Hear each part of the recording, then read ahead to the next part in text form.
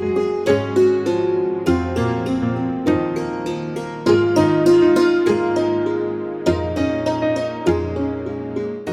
there, Rod Fleming in the Philippines here. How are you doing? We're going to do a series of little videos about homosexuality generally, because we normally talk about transgenders and transsexuality and the trans side of things, but there's a stronger relationship with homosexuality, and it's important that we understand how these work together so that we can understand what's going on in humans. Now, since the 1960s, homosexuality has been classified into 3 different forms, and these appear in both male and female, all of them. And the 3 different forms are, I'll do them in sort of sequence of known historicity, if you like, are gender-organised, age-organised, and egalitarian. Now, gender-organised is the one that we're most familiar with here.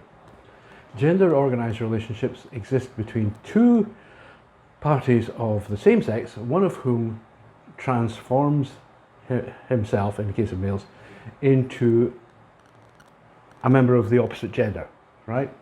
So in the case of HSTS, that's sexual inverts. They're already gender inverted. They appear to be women, they identify as women, they have the sexual desires of women, so effectively they are women, and their partners are straight men who seek women. Their partners do not seek masculinity, but they do, right? What the trans partner in this relationship wants is a masculine man. She does not want a gay man. She wants a masculine man. Trans women, generally speaking, with HSTS, the inverts, will not go near a gay man. They just avoid them like the plague.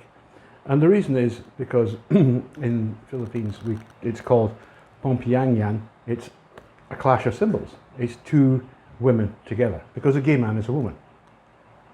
Under the scheme of things, at least, a feminine gay is just as much as a woman as a full ladyboy, who could be stunningly gorgeous and totally feminine, understands that her inside, right, her lobe, as it's called, is feminine, but so is a short hair. Someone who appears to be a guy, but is actually just as much a woman as he is. In the Philippines, we'd call that having green blood. And these never get together. Never. There's no sense in which this is compatible. So, in relationships like this, are always between one straight person and one person who's of the same sex but is attracted to the gendered representation of that sex, right? So that is a straight guy with someone who was male but who has become effectively a woman. And it happens also in the opposite sense with women. And here that's the classic butch lesbian, the lesbian who is extremely masculine, who's happiest being a masculine. She likes her lumberjack shirts, and she probably wears her hair short. She doesn't wear makeup. She wears baggy jeans instead of tight jeans, skinny jeans. And she's wanting a relationship with a straight woman, a straight feminine girl. And you very rarely see 2 butch lesbians together. If you do, they're just pals. But you see them partnering straight women. Simple as that. So those are the 2, that's the gender organised, and it's really simple to understand. It's been around basically since forever. Historically, it's been recorded since the 4th millennium BC. We have grave records and burial records that show that it's been around longer than that. We find that in non-literate societies, tribal societies, you find loads and loads of trans women. So it's there too. It's likely that it's always been a part of human culture. So that's the first one. The second one is slightly more complicated and a little bit less well known. That is age-organised. Now, the classic age-organised form in males is called pederasty, and that comes from the Greek practice. Now, the Greek practice is slightly unusual, though it has given rise to many other followers, because it was very didactic. It had to do with not just sex, but with the education of a young man. So what would happen is that an adult male would seek a boy, between the ages of 13 to 17 to take as his apprentice and lover. And the idea was that the boy would be taught all of the skills that he needed to be a man, right, within that culture, but there would also be a sexual element, which was kind of like a repayment, but it's more complicated than that. And this is replicated all across the world. In Japan, in samurai Japan, you had the Shudo, the way of the boy, in which samurai warriors would take exactly the same kind of apprentice and would train him in the ways of the samurai, but at the same time they would receive sexual favours. In China it was absolutely everywhere. Across the world this is very common. It has become less common because of the influence of the West, but that might just be less obvious, right, rather than less common. In what are known as English boarding schools, they're actually called public schools, but I know UScans don't understand what that means. These are private schools which are very expensive, and they're boarding schools. Boys don't go there every day and then go home at night. They stay. They stay often in dormitories, or they may have their own rooms. But one of the factors that was significant in these schools, which were all over England and certainly Scotland also, was that older boys would take younger boys as kind of like servants, but also as lovers. So a boy in his 5th secondary year, which would be, I guess, about 16, would take a first year, it's about 12, as his fag, it was called. That's where the American word comes from. And the fag was basically a slave. The duties of the young boy were to keep the older boy's place clean, to do his library research for him, find the books he needed, polish his shoes, iron his clothes, all of this sort of thing, but also to provide sexual favours. And this then would, as the young boy went to second year, the older boy would go into his final year, and at the end of it he would leave, and there would be a period in between in which the younger member was not attached to anybody else until he himself joined the 5th year, and then he would take a first year, right? And that was absolutely common, endemic in British boarding schools for centuries. And it was going on absolutely no holds barred right on up until the 1960s and beyond. We have records of boys being told at certain schools that they should, as soon as they arrived in first year, that they should find themselves a nice piece of broom handle, oil it up and stretch themselves, because it was going to hurt a lot less with that. These boys would often, in some schools, be given girl names, and elements of their anatomy that could be considered feminine would receive a great deal of attention from the older boys. Things like their legs, their bums, their faces. If they were pretty boys, they would be, they would be worshipped almost by the older boys. They would certainly become, icons of sex appeal. This appeared to somewhat die down at around about 1970, but as far as I know, it hasn't gone away completely. If you watch the famous and awful British film 4 Weddings and a Funeral, there's a very famous scene where one ex-public schoolboy to another explains that a certain person that was his had buggered him senseless at boarding school, didn't do him any harm. But what was more interesting was that actually that film featured a classic pederastic relationship between an older man and a younger man. The older man died during the course of the movie, but it was absolutely classic. It was really an advertisement for this age-organised and really pederastic homosexuality. Now it happens not just in school, education establishments, at sea. Cabin boys, what do you think cabin boy was for? Cabin boys for sweeping out the cabins and sorting out the officers. Powder monkeys, who were boys hired technically to carry charges of powder for the guns, would certainly do that in battle and in their normal duties. They would be involved in cleaning and, generally speaking, being busy around the place, and at night they entered the feast of the flesh that was the forecastle.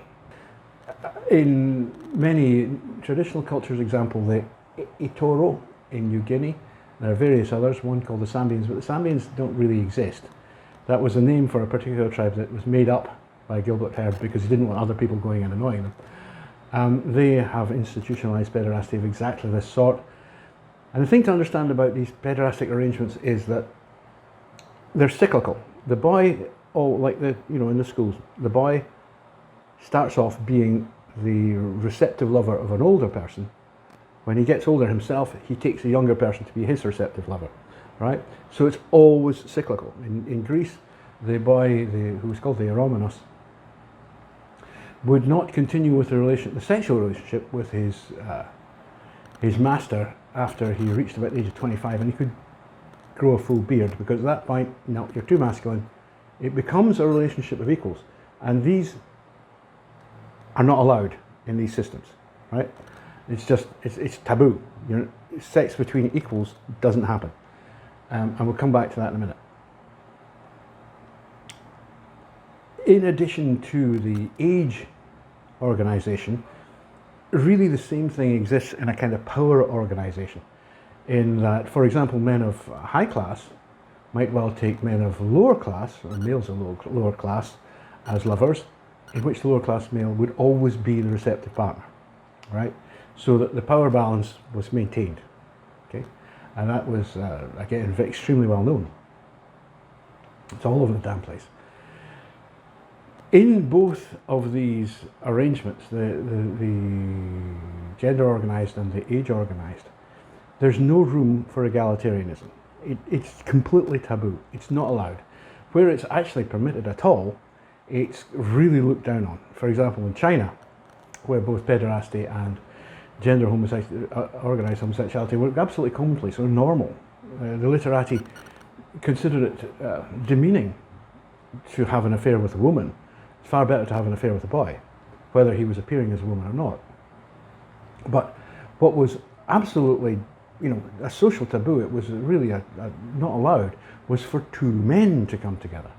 That wasn't allowed. And you find the same thing throughout history.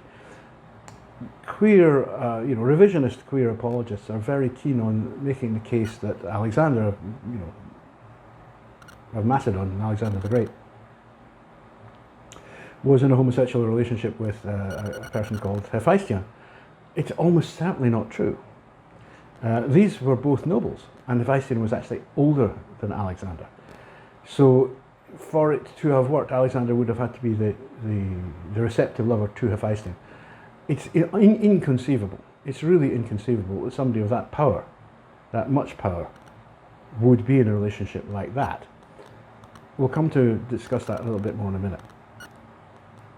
So these relationships, it's important to understand, they preserve the balance of power that exists in heterosexual sex, right? Because as soon as you have a penis,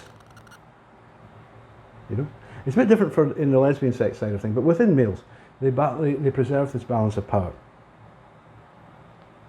such that he who penetrates is dominant over he who's penetrated. There's also age-organised sex amongst females, and it's less well known. But for example, in the 19th century, it was extremely common for wealthy older women who might have been spinsters or could well have been widows to take a young travelling companion. And this would be a woman of the age of about 20, maybe slightly younger, from a good family, and they would simply travel together, and they would spend time together, and they would be companions. Often they would sleep in the same bed. Was there any sexual contact? We don't know. There's just not enough information. This is all kept very quiet. But it seems likely in some cases there probably was. But this leads us to another point. The actual relationship between the women in these situations was probably less concerned with actual physical sex than with the idea of friendship, of companionship, of the close bond that could be formed between these two people. And it's almost certain that a similar sort of thing happens between males, and this has been given a name already. It's called homophilia. as opposed to homosexuality. Homosexuality would be where there's actual penetration, you know. Homophilia would be a much more like platonic love. In fact, you know, that's what platonic love was. Plato was not talking about love between men and women. He was talking about love between men. And he didn't want to see it sullied by the physical side, because he says that's wrong. Keep it cerebral, you know. So it's like a very intense brotherly love. By the way, when talking about pederasty, there's often debate from queer revisionists that the Greeks did not pedicate their boys. That's basically nonsense. They did. Many classicists, including Sir Kenneth Dover, have made the point that they made it very clear that they understood that actual pedication was going on, and that there was no nonsense about this. So Richard Burton, the very famous 19th century Orientalist and classical scholar, he felt exactly the same way. He said, you know, the Greeks would have just rubbished the idea that they didn't have sex with their boys. Of course they did. This seems to have come out because of a certain squeamishness on the part of contemporary gay revisionists about, you know, having adult men having sex with boys, basically, you know, because they think it reflects badly on the entire gay movement that was going on. But it certainly was. The idea that there wasn't, and all this nonsense about intercrural sex, which is where the penis slides between the oiled thighs of the other, is baloney. And the Greeks pedicated their boys. And in a way, you know, they had to, because the way that the pederasty works, this age-organised system works, is that, first of all, the boy's masculinity is completely stripped out. You know, he's turned into a girl. He's taken on at an age when he's not really one or the other, but his ability to be a male, to be a man, is completely destroyed by being pedicated by his master or his senior partner. But what happens is that when he gets a bit older, he takes a boy himself and he recovers his masculinity through that, right? He becomes a masculine male by pedicating the younger person. So in pederastic systems, this is pretty much de rigueur. You have to do it. The third system, which is much more familiar to most people today, is called the egalitarian system. And it's really important to understand that egalitarian homosexuality, as opposed to homophilia, which we'll discuss, egalitarian homosexuality simply didn't exist until the 20th century. And really not until around about 1970 did it become prevalent. And then only in the United States did it spread from there. And this is the new gay man. It exists because of the United States insistence that it's an egalitarian society. Nonsense, but USCA is founded on hypocrisy. And everything USCAN is hypocrisy. And this is just one of them. You know, it's just, oh, we're egalitarian. Like, hell you are. So we have to have egalitarian homosexuality, and frankly, like hell you do. But anyway, this model suggests that there is no power imbalance between the two parties. Well, that's impossible. As soon as you have physical sex happening between males, that is, one of them is sticking his bits in the other one, you have a power imbalance. You do. You just have to. And in the other systems, gender-organised and age-organised, or class-organised, or whatever it was, this was understood. No problem. The younger, the lower class, the female, was the one that would submit to the more powerful, the man.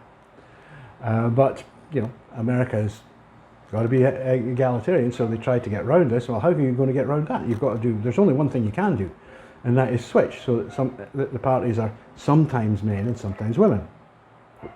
When they're penetrating, they're men. When they're being penetrated, they're women. Well, okay, fine. It's much less common than you would think. The upshot of that is that within this sort of culture, very little actual sex actually happens. I mean, don't believe what you see in porn.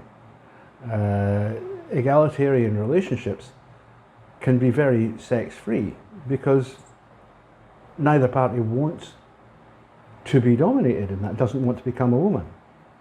So they won't do it. Freud, in fact, even Freud noted that very few of the homophilic, he was talking about homophilic men, very few actually had sex. I mean, they had very intense, passionate affairs with other men, but didn't actually end up being penetrated.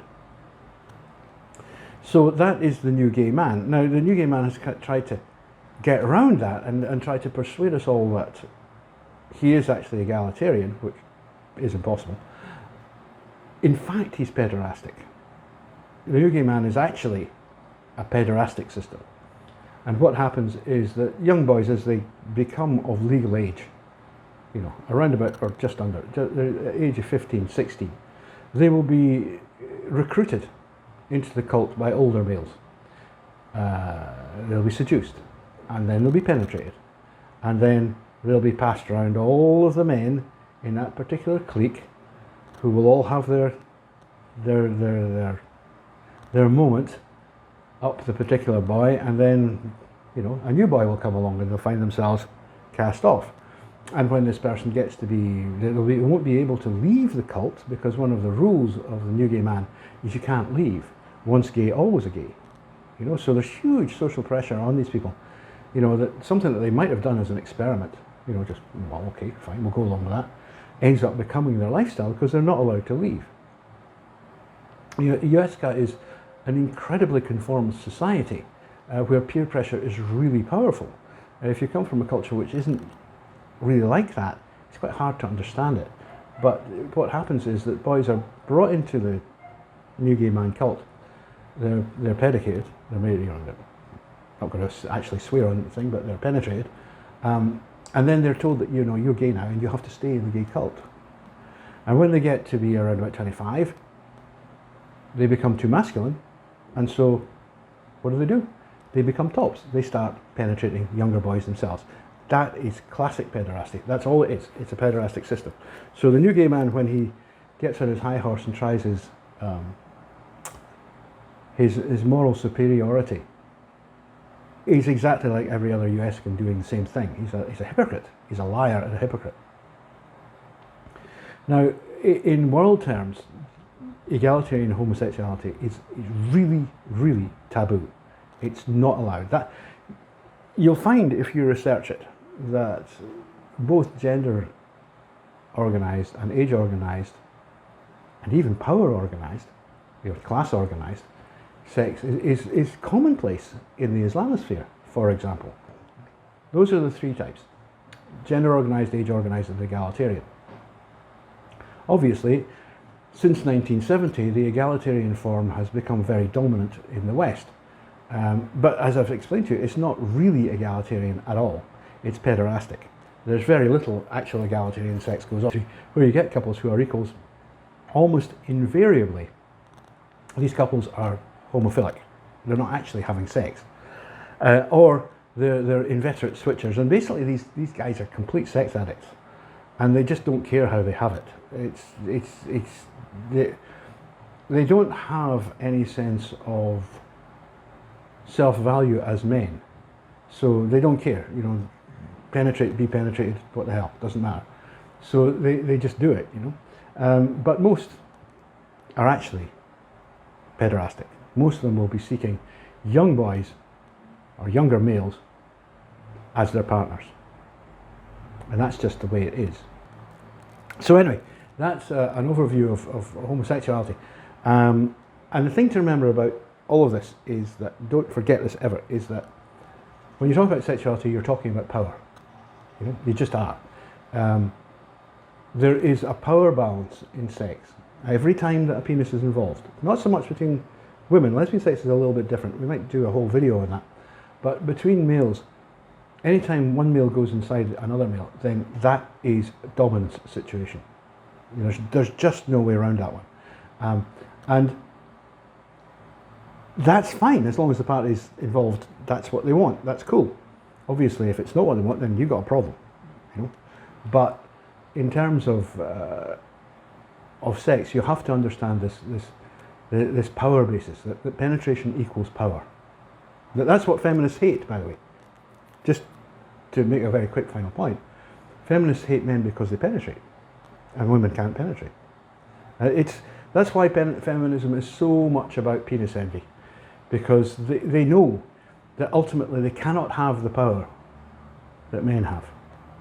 That's why when Madonna was suggesting that all men should be raped, She suggested that they should be raped by some big, ugly gay man. It's not really, whatever that is, pseudo-masculine gay man. Because women can't do it. That's the thing they can't do. Of course, they never take into account the fact that men can't do the thing that women can do, which is make babies. Because women have been indoctrinated over the last 150 years by feminism to think that they have to be better at being men than men are, which frankly is impossible anyway. But that's why they think they're second class. That's why they think they're oppressed. Because they're being asked to be something they can't be. And of course they're going to come off badly. They can't be men. Well, yeah. Anyway, that's enough of that. And we'll see you later. Bye-zy, bye-zy.